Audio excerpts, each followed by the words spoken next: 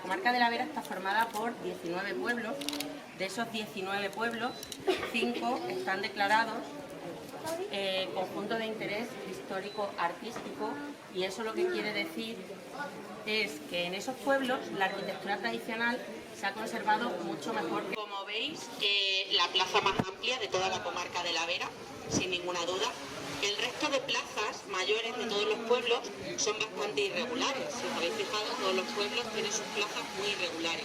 Y la de Cuaco, sin embargo, es cuadrada, es prácticamente cuadrada si consideramos hasta aquí y rectangular si consideramos este trocito de aquí. Quizás lo que más llama la atención es aquel lateral de allí, todo ese soportal, todos esos balcones corridos que vemos en la parte meridional de la plaza. Aquí lo normal es que las columnas tuviesen una primera base de granito y que luego fuesen de madera de castaño. ¿Qué es lo que pasa ahí? Que vemos columnas todas enteras de granito y con capiteles. ¿Veis los 3 capiteles que hay allí al fondo? Bueno, pues ¿de dónde creéis que proceden esas columnas? Monasterio. De Yuste. Si nos giramos un poquito, vemos que el ayuntamiento conserva una portada de arco de medio punto y del edificio que data del siglo XIX. Realmente solo se conserva el templete neogótico de hierro forjado que alberga las campanas. Bueno, no hace falta que os diga que hacer un balcón en esquina era una obra arquitectónica, una obra maestra arquitectónica, porque al final estás abriendo un agujero en el lugar donde tiene que ir todo el peso de la casa. Era la casa parroquial. Os llamará la atención los colores y las formas geométricas de la fachada. La cuestión es que Cuacos está declarado paraje pintoresco desde el año 1959. Casa más singular, más especial, digamos, que tenemos en Cuacos. Estaréis de acuerdo conmigo. Es, para empezar, la única casa que tiene un escudo nobiliario sobre la portada, en la fachada. El escudo de los Carvajal. El escudo de los Carvajal simplemente tiene una banda así en diagonal y normalmente tiene hojas de carbajo alrededor. En este caso no las tenemos.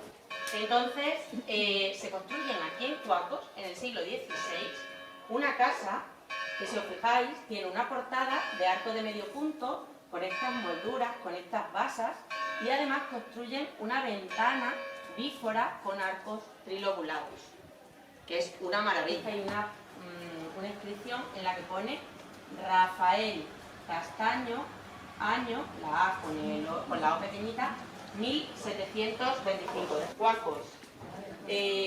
Mirad al suelo, y ¿de qué está hecho el suelo? De cantos de la garganta, de los cantos rodados de la garganta, ¿no? Cuacos fue uno de los primeros asentamientos que hubo en la zona, ahora os contaré por qué, y cuando la gente se refería a este asentamiento, decían el lugar de los cantos rodados, y eso en latín se utilizaba un participio que era quatos quasus. Pensad que estas casas las construían los vecinos con sus propias manos, con los materiales que tenían en los alrededores, con lo que tenían a mano y con los conocimientos que tenían. Era colocar una primera base de granito, de piedra de granito, colocaba el entramado de madera con las vigas en vertical, en horizontal y en diagonal. Parece que están puestas al tuntún, pero para nada están puestas al tuntún, ¿vale? Ellos sabían muy bien cómo colocarlas para que esto no se viniera abajo y aguantase el peso de toda la estructura. Ese entramado de madera se rellenaba con adobe, con paja, con piedras, con tierra, con barro, con lo que se tuviese a mano. A veces también se utilizaban excrementos de animales, que fija muy bien. Y en el mejor de los casos con barro cocido, con ladrillos.